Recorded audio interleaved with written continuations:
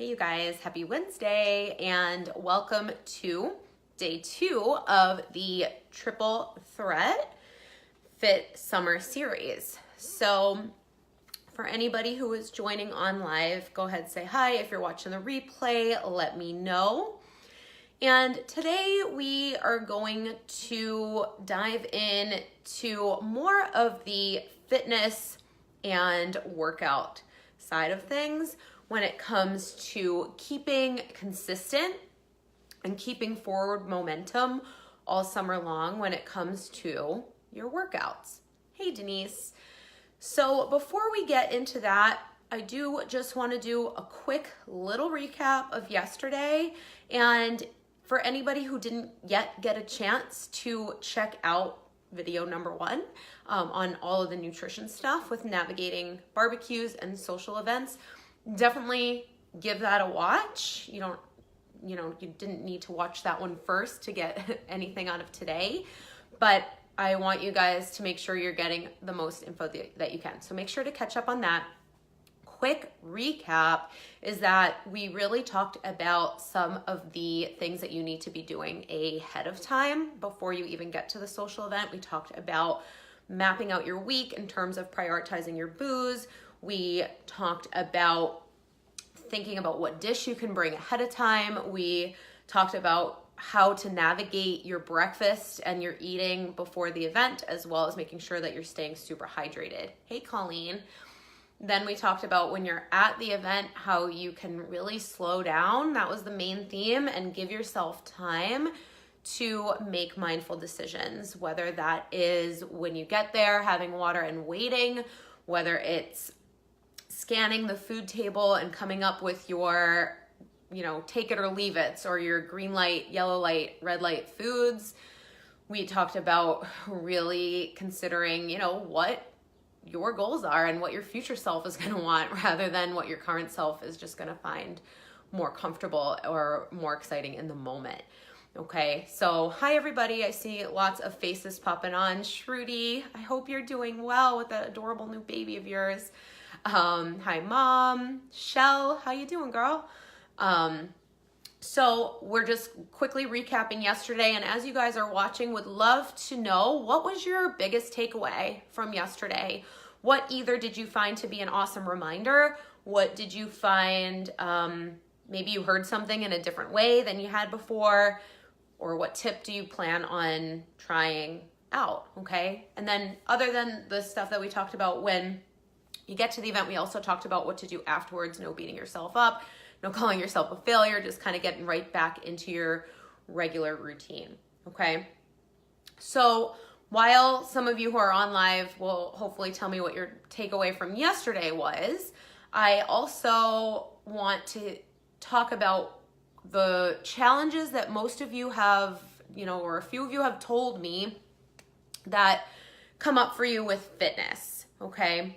And I have found that the heat has come up a ton.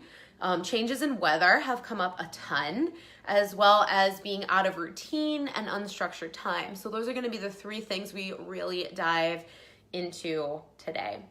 Colleen, thank you for chiming in. Just a great reminder to think ahead of time and make a strategy instead of going in and winging it. Yeah, we love plans in this group. This group is a group of planners. And so, there's definitely balance with being able to stray from a plan, but having that in mind ahead of time and really considering it your personal strategy for success is going to be huge. Thank you for that. Okay. So again, feel free, you guys, to just chime in with your biggest takeaways from yesterday as I dive into the fitness challenges that you guys have brought to my attention. So I want to talk about the weather first, because that is a big thing with summer. The weather is changing. The sun is out, hopefully. We've been cooped up all winter long. We have been, doing a lot of indoor things, unless you're like an avid skier or snowboarder or something, but we're craving being outside in the sunshine, and we don't necessarily want to spend our workout time looking at the walls of a gym, or maybe we don't want to be inside in a 60-minute class that has us inside and again, just not outside. So I think that after being cooped up, it's really normal to crave that outdoor movement or really just want to change your routine up a bit. And this is okay. And I really want to encourage you guys to not stress about that. Your workout routines can change. I want you to give yourself permission right now that your workouts don't have to look, and they shouldn't look, exactly the same all year round. And we are going to be diving into this concept in a lot more detail on the webinar that I'm hosting next Tuesday night. So if you haven't signed up for that, I definitely want you guys to, because it's too much to even get into on just this one video here. It's better off in a webinar format. So make sure you're signed up. That is in the group events. But you shouldn't have your workouts be looking the same all year long. And so maybe, if you've been really concentrating on, let's just say, your indoor lifts in the winter, maybe you scale those back to a couple days a week in the summer, so you can spend more time focusing on, say, conditioning work outdoors, or some shorter like fit on the go style circuits, or maybe you're more inclined to want to go for a run outside when it's summertime. So just give yourself permission to let your workouts shift, and that is okay. I hope that is helpful for some of you. Hey, Liz. So that is one thing. Now, with that becomes the concern of heat. And, I'm a pretty big heat baby, I would say. I don't love to be like outdoors, like sweltering while I'm working out. I'm saying, love the reminder that workouts don't have to look the same all year long. Yeah, they really don't. But those of us that really get tied to that structure, we'll talk about that in a sec, that can be something that really throws us off. Okay, so maybe instead of, for you, I know you like your classes, so maybe it's like instead of 3 classes or 3 to 4 classes a week, you're scaling back to 2 and taking other workouts outside with your bands or whatever it is. Okay, so with the heat though, that's what can come up. Like, how are we gonna safely work out when it's hot, and also just comfortably? Okay, so first of all, you might have to just adapt the time of day that you normally work out. If you're going to be doing something outside and it's going to be like a scorcher of a day, then that is something to really take into consideration if it's going to be too hot, and that's going to just sway you from getting it done. Okay, so you might just have to be a little bit flexible, and just like the workout itself can change throughout the year, the time of day that you work out can change throughout the year. So see, the theme of flexibility is really important here. So I do find with the summer and with the heat, mornings typically tend to be best, unless like the evening's gonna be a little bit cooler. But I'm not talking like morning's the best in terms of, oh, you'll get the most effective workout then, or like you'll burn more fat if you work out at 6 a.m. But I do find that, especially in the summer, there's less excuses or less things that might get in the way if you just get it done and get it out of the way early, instead of having to either think about it all day long, and then you're just like talking yourself out of getting the workout done, or then your friend calls and is like, hey, you want to go grab a glass of wine after work? Well, then you're going to be like, well, yeah, that sounds way better than going outside and doing my workout. So I do find the mornings to be best for that. And also before, the height of the heat hits between like 10 and 4, whatever, in the daytime. So really think about that, like how you might want to adapt if your workouts are going to be outside. How can you adapt the time of day that you're doing that? And if you're sitting there thinking like, well, I'm not a morning person, that's a story that you're telling yourself. Anybody can be a morning person. you might just have to slowly build up to an earlier time. So you can start adapting your schedule now. Okay, figure out what time do you actually have to be in bed, lights out, to get however much sleep you need, and then kind of work your way backwards. Okay, and if you are going to bed super late now, I'm not saying, okay, you're going to bed at like 11, so now you have to go to bed at 9. It's not going to work. Start slowly shifting your bedtime up 10 minutes a night, whatever it is, a couple times a week, so that you're ready come the crux of summertime and the crux of the heat to be getting up earlier. Okay, saying that you're not a morning person, sure, maybe you just never have been, but I'm telling you, even the people that get up super early for their workouts, it never really gets easier. There's always kind of that suck when the alarm goes off at 5 a.m. It's just, you've built the habit and you do it. And that's it. Like, it doesn't really ever get super easier. I hate to break the news. All right. So that's just one thing there. You can also, when it comes to the heat, plan your workouts for the week around what days are anticipated to be the most hot. Okay. So if there are going to be days that are just like 90 and ridiculous, even higher than 90, whatever, those are the days that maybe you're planning to hit the indoor class, or maybe your workout that day, or maybe that's going to be your rest day. Okay. Or maybe that's the day that you're going to go lift inside at the gym. But you can plan for that, just like you're going to plan the wine, what's going to be the best day of the week.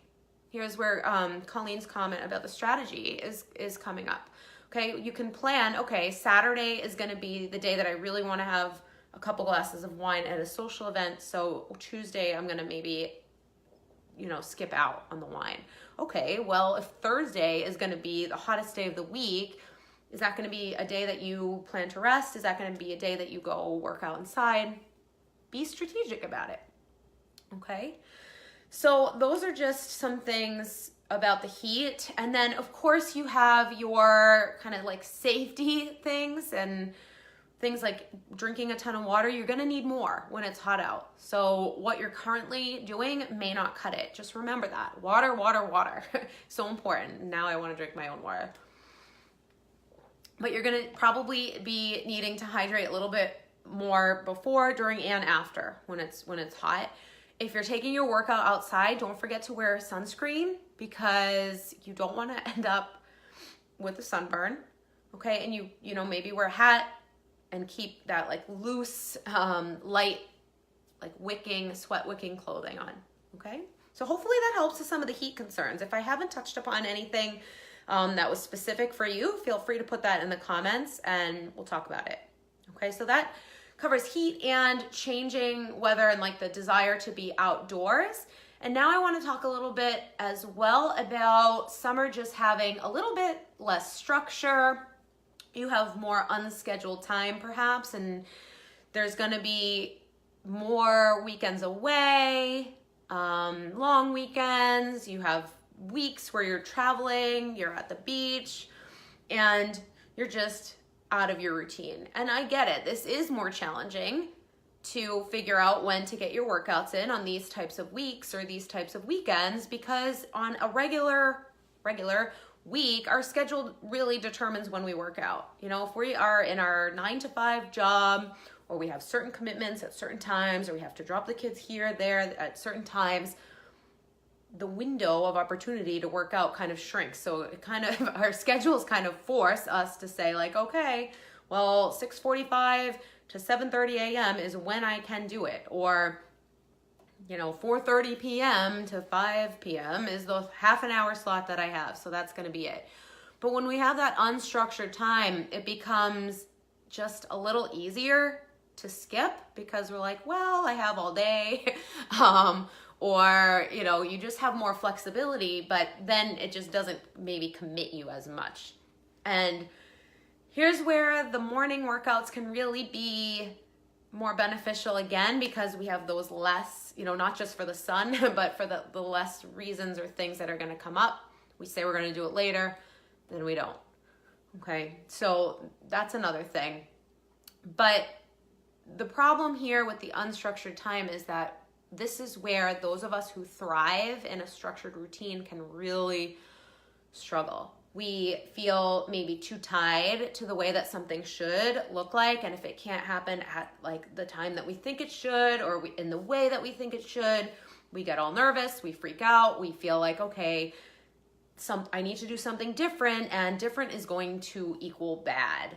But really, you guys, something different actually could be the exact thing that your body needs.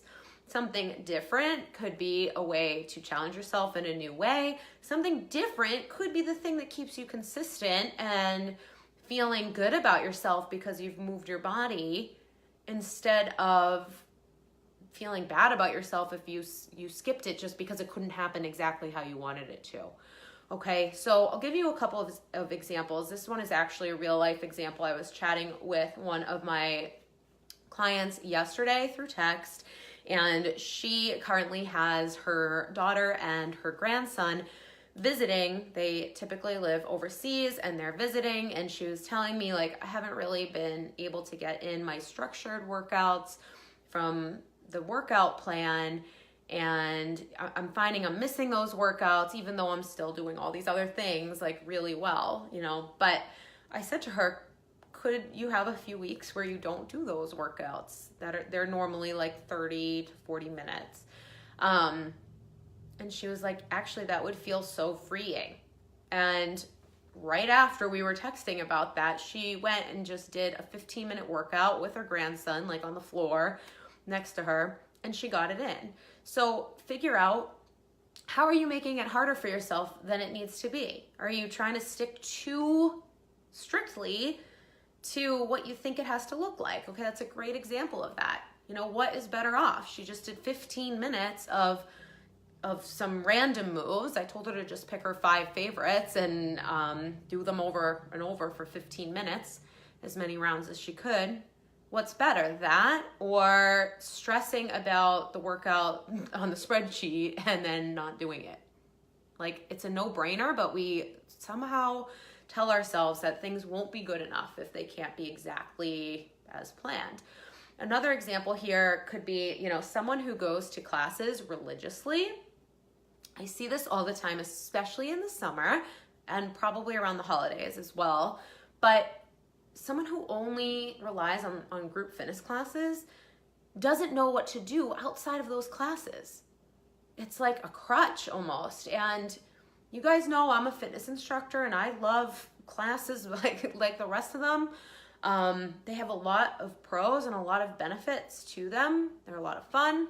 Okay, they definitely can give you that accountability or make you push yourself maybe a little more than you would on your own. However, if you don't know what to do and how to navigate, if your instructor is sick, if the class gets canceled, if you're on the vacation and you're like, well, I don't have my HIIT class, what do I do? If you don't know how to navigate that, that is really going to set you back. Or if you feel like because you normally are working out for those 60 minutes, the 60-minute class, it's not enough, if you do less, that is going to hold you back as well. Because when you're traveling, you don't want to be working out for 60 minutes. You want to be enjoying the vacation. You want to be walking around. You want to be spending the time with your family. You don't want to be stressing out about 60 minutes. Are you going to really like look back on that vacation and be like, I'm really glad I got 60 minutes of time in here instead of exploring or whatever? You need to be okay with less. And sometimes, again, less can be better. Okay, so with this, with all the unstructured time and travel and out of routine, get it in early, especially on vacation. You know, I just find that if I'm out and about and doing stuff, I'm just really not going to get it in later. And, you know, you could say like, oh, that's an excuse. You can get it in after. You can, and I certainly have before. I'm just less likely to. I know myself. So know yourself. If you're someone that you know that like once you get back from maybe sightseeing and you're at the pool or whatever, that you'll do a little workout, great, do it. But know yourself. That is what I find works for me. Get it in early. You don't have to be on the beach at exactly 8 a.m. Could it be okay to let yourself get there a little bit later in order to get your movement in? That could be okay. Keep it super simple. 20 minutes or less, that 5 moves, 10 reps, as many rounds as you can. Keep it easy. Figure out, how are you, again, making it harder for yourself? That is going to just be so important. Plan your week around it, just like you're planning out the hot weather days, how you're planning out your strategy with food, what days are you going to be away. Okay, you don't want to work out every day that you're away, so which day that you're away is going to let you potentially get set up for the most success, and what are you going to do on the days that you're home? Those are the days that are going to be more important, probably. Have your travel-friendly equipment ready to go. I can't stress this enough. Lots of walking on vacation is enough for me. Yep. A lot of times we're walking even more when we travel. Staying in the water, swimming, splashing. Yeah, just get that movement in. Get any movement in that you can. However, for those that do feel like they want to just continue with, the momentum and the consistency of, maybe doing some sort of lift, that's where your bands can come in, okay? 15 minutes. That can be enough. Your travel-friendly equipment, get some bands. They are so cheap. So many of us spend so much money on other things, and then we're like, nah, I'm not gonna get some travel equipment. Invest in that. It's very inexpensive. They are so portable. You can roll them up in your shirts or put them in your sneakers in your suitcase. They take up no room. So bring your bands with you, whether it's the handle bands, whether it's your loop bands that go around your legs, whether it's your hip circle. It's definitely worth the investment. If you are not traveling by plane, put a kettlebell in your car or a pair of dumbbells in your car. You can easily grab that. Maybe you're driving and staying at a lake house. Just making this up, but you can easily grab that kettlebell or the weights and do a nice workout in the morning by the lake. That can be so awesome. Make you just feel so good. A great start to the day. A jump rope for cardio, and don't forget, just the beauty of maybe going on a run in a different city. I remember Tim and I did that last year. We just ran along the waterfront down in Charleston in South Carolina, and it was just a beautiful way to take in a new place and a new city, get moving, and that was awesome. Or find a nice park in the area that you're at and find a park bench and get to work. It doesn't have to be these huge complicated things. And then maybe after you're trying a new breakfast spot, you're getting a cup of coffee, figure out how you can make the workout weave in and integrate into your plan rather than have to be something that's extra or this burden. If you look at it like that, it's gonna be like that. If you look at it as an opportunity, it's gonna just be way more fun, okay? And then one last thing for the unstructured time or time away with friends, maybe your family. A lot of people are like, well, I don't want to be that person that has to work out on vacation. First of all, that vocabulary is setting you up for failure. You don't have to work out. You get to work out. And my question to you, my tough love challenge question is, why not? Why not be that person? Okay? Oh, it's normal or it's not normal to work out while we're all away. I don't want to be that one. Well, I think that you should be that one, truthfully, just plain and simple. Other people, if they have comments, just like food, that is about them.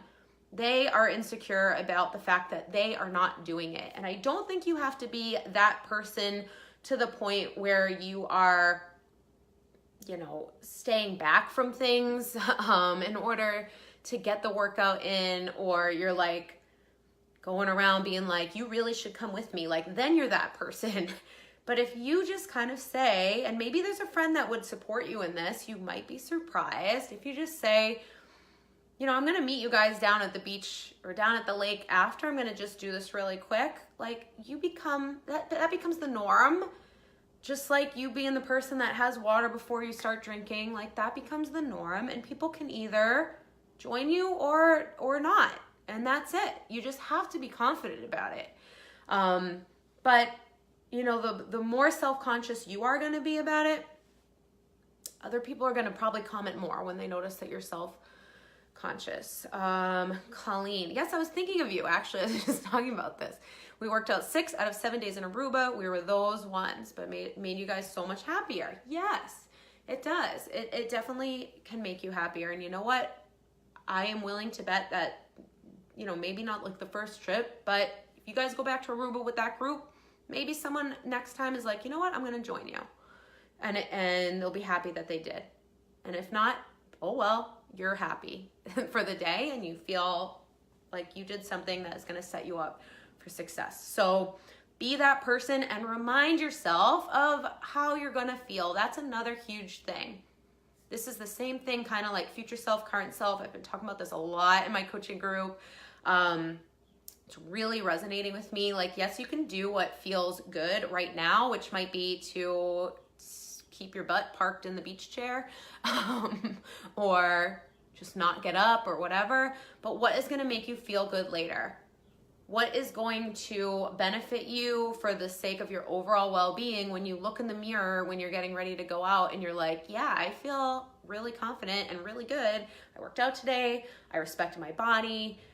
You're going to feel like that way more if you stay consistent despite your travel or despite being away than if you end up skipping like 3 days in a row and you're like, oh, I'm so gross. Like those thoughts go through our head when we don't prioritize it.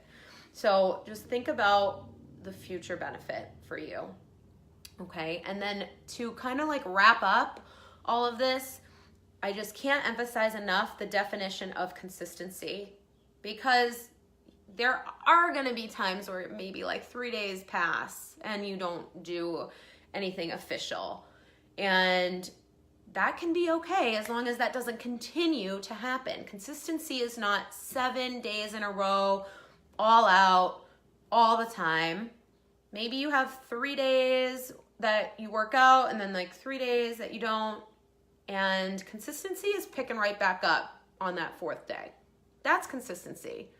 Or consistency can be getting in 2 workouts during the week and then you're away and maybe you get 2 in there. And then maybe you come home and it's kind of like back into the swing of things and you missed your workout on Monday when you're home. Consistency is picking right back up on Tuesday. Consistency is doing the less than perfect thing. Consistency is not this strict, rigid schedule that if one little thing goes off, everything's off. So really remind yourself of what consistency actually is and get honest about it. Like anything, there's a balance with it. You know, consistency is not a workout here and there every so often. That's not consistency either. So it works on the flip end. Okay. So I hope that helped you guys. Would love to hear what resonated most, just like we did with yesterday. And then this weekend, let's put this right into practice. Come back into the group as you're navigating Memorial Day and let us know what you end up trying, what you do, what is less than perfect to keep you consistent. And remember that the goal here is not to be like struggling in your perfectionism. Be productive. You want to do things well, right? Like it's okay to identify as a perfectionist. We talked about this a lot like 1 or 2 months ago. You want to do things well. You want to do things to the best of your ability. You want to crush your goals. Just do it in a productive way, not in a way that keeps you stuck in a struggle, okay? You're so welcome. So keep us posted with what you do. And I will see you guys tomorrow for day 3. We're going to talk a little bit more about some of the mindset stuff. And if there's anything else that you feel like you want me to cover in relation to summer, let me know. I'll just throw it in there. We don't have to stick with any set plan. All right, ladies. You're welcome, Colleen. You're welcome, Denise. You're very positive. Love it. Thank you. I try. All right. Have a great one. I'll talk to you guys later. Bye.